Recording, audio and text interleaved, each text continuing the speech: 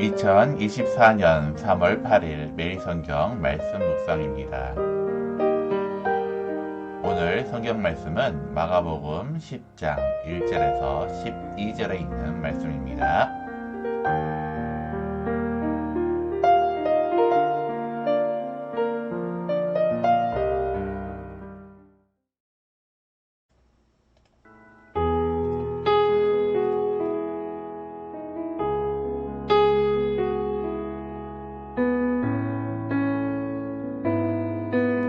마가복음 10장.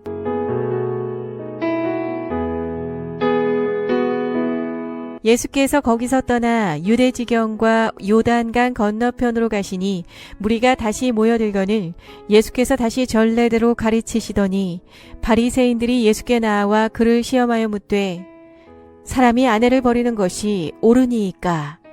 대답하여 이르시되 모세가 어떻게 너희에게 명하였느냐? 이르되 모세는 이혼 증서를 써주어 버리기를 허락하였나이다. 예수께서 그들에게 이르시되 너희 마음이 완악함으로 말미암아 이 명령을 기록하였거니와 창조 때로부터 사람을 남자와 여자로 지으셨으니 이러므로 사람이 그 부모를 떠나서 그 둘이 한 몸이 될지니라.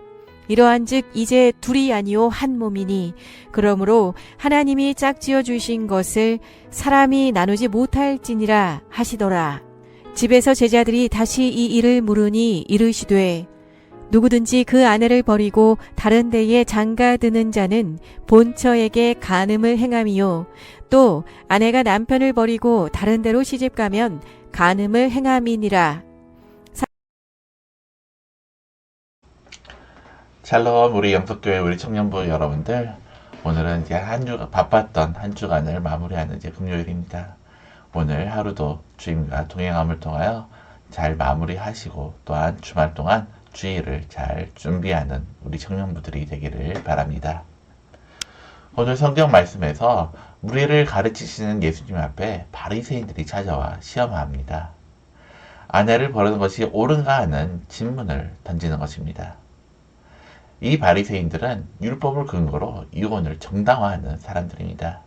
잘못된 해석으로 억울한 형편에 처해 있는 여인들을 속출했습니다. 주님은 그들에게 과연 어떤 대답을 하였을까요? 다시 유대 지방으로 내려가시자 많은 무리들이 모여듭니다. 예수님은 그들에게 하나님의 나라와 그의 백성에 관해 가르치십니다. 그런 예수님의 활동을 못마땅히 보았던 바리새인들이 예수님께 나옵니다. 그들은 어떻게 해서든지 예수께 올무를 놓아 넘어뜨리고자 하는 이들이었습니다. 이들은 예수께 아내를 버리는 것이 옳은지를 묻습니다. 그 말은 모세의 율법을 따라 이혼 증서만 써주면 이혼할 수 있는 것을 어떻게 생각하는지를 질문한 겁니다. 만약 이혼할 수 없다고 하면 율법을 어기는 예수님이 되는 것입니다.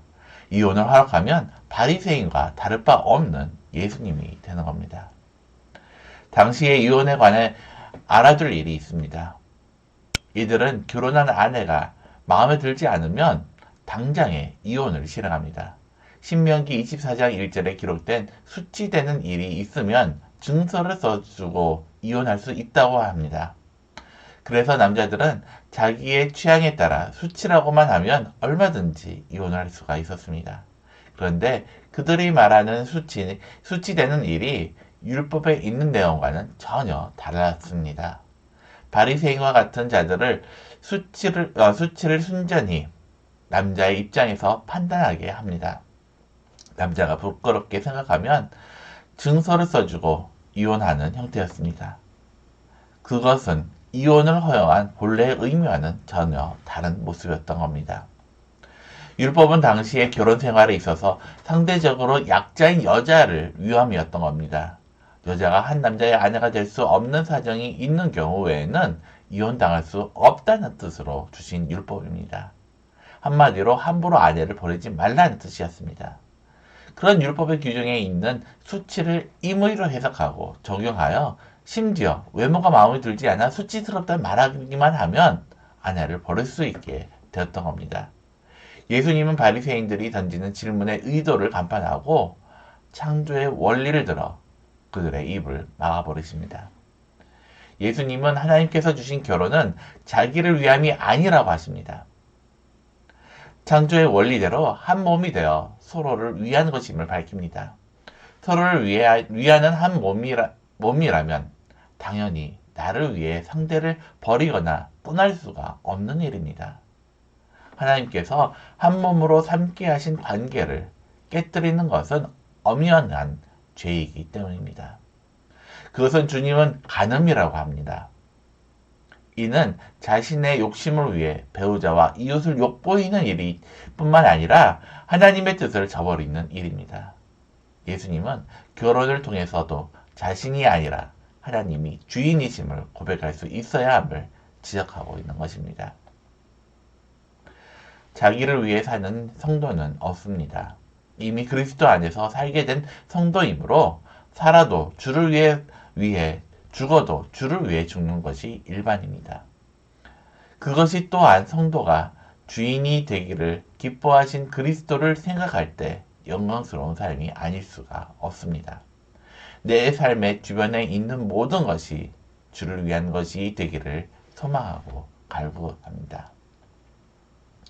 오늘 말씀을 다시 한번 묵상하면서 바리새인들의 이혼의 문제를 질문한 그 의도를 다시 한번 생각해 보기를 바랍니다.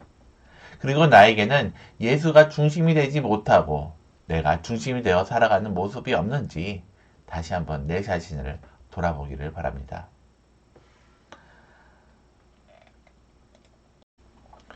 기도하겠습니다. 사랑과 은혜가 많으신 하나님 아버지, 하나님께서는 약자를 돌아보아 보시며 또한 우리로 하여금 그들과 함께하기를 원하시는 하나님이십니다. 하나님, 그러나 우리가 정말 약자들을 돌아보기보다는 내 자신의 유익을 위해서 더 살아가고 있는 모습이 우리의 모습이 아닌지 스스로를 돌아봅니다. 하나님의 말씀을 나의 마음대로 나에게 유리하게 생각하고 해석하며 그것이 옳다고 주장하고 있는 것이 또한 나의 모습이 아닌지 너무나 부끄럽습니다. 하나님, 정말 하나님의 그 말씀을 우리가 온전히 깨닫고 하나님의 뜻이 무엇인지를 온전히 깨달으며 하나님의 그 원하시는 삶, 정말 이웃을 사랑하고 이웃을 내 몸같이 사랑하고 하나님만을 사랑하는 그런 삶을 사는 우리 청년부들이 될 수 있도록 우리의 생각과 마음을 주님께서 붙잡아 주시옵소서.